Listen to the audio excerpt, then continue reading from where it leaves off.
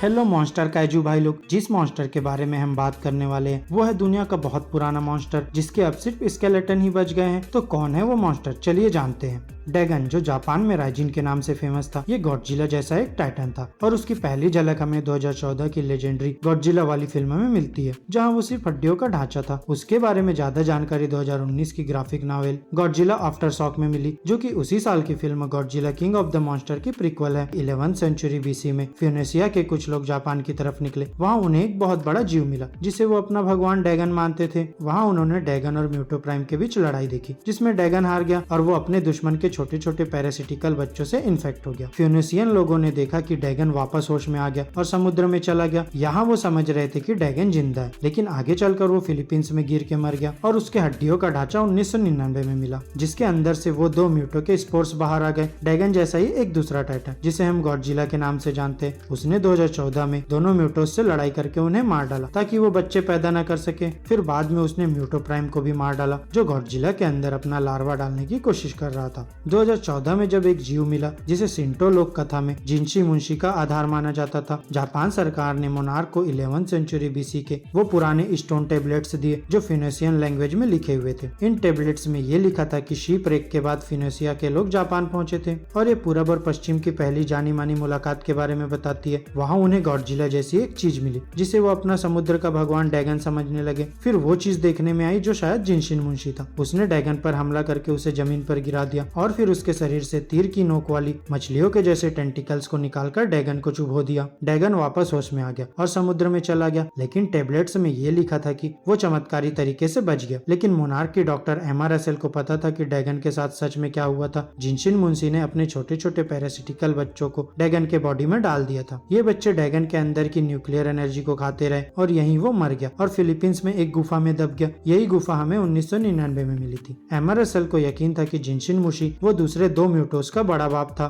जो डैगन के हड्डियों से मिले स्पोर्स से बने थे। उन्होंने इसे म्यूटो प्राइम का नाम दिया। एमा ने ये भी बताया कि डैगन जैसे गॉडजिला वाले और भी जीव पहले हुआ करते थे और फिलीपींस वाली गुफा की मिट्टी की परतों और साइबेरिया में मिले म्यूटो के अंडे वाले चैम्बर दोनों ही अर्थ के हिस्ट्री में हुए बड़े बड़े मास एक्सटिंक्शन इवेंट्स, मतलब जीवन खत्म कर देने वाली घटनाओं से मैच खाते हैं। एमा का मानना था कि जब म्यूटो प्राइम गॉडजिला जैसे किसी जीव को मार देता था तो वहाँ उसकी औलाद पूरी दुनिया में वीड्स की तरह फैल जाती थी और सारी जीवन व्यवस्था को बर्बाद कर देती थी। फिर ये बच्चे आपस में लड़ते थे और सिर्फ एक बचता था जो आगे चलकर नया म्यूटो प्राइम बनता था। अब म्यूटो प्राइम गॉडजिला के साथ वो ही करने की कोशिश कर रहा था जो उसने डैगन के साथ किया था और ये यकीन है कि अगर गॉडजिला इसे ना मारता तो एक और बहुत बुरी घटना हो जाती। लेकिन एमा की मदद से गॉडजिला ने इसे हमेशा के लिए खत्म कर दिया। तो यार आज के लिए बस इतना ही। अगर वीडियो अच्छी लगी हो तो वीडियो को लाइक करे और चैनल को सब्सक्राइब कर ले, साथ ही बेल आइकन भी प्रेस कर ले जिससे हमारे और वीडियोस के नोटिफिकेशन आप तक आते रहे। तब तक के लिए bye bye and take care दोस्तों।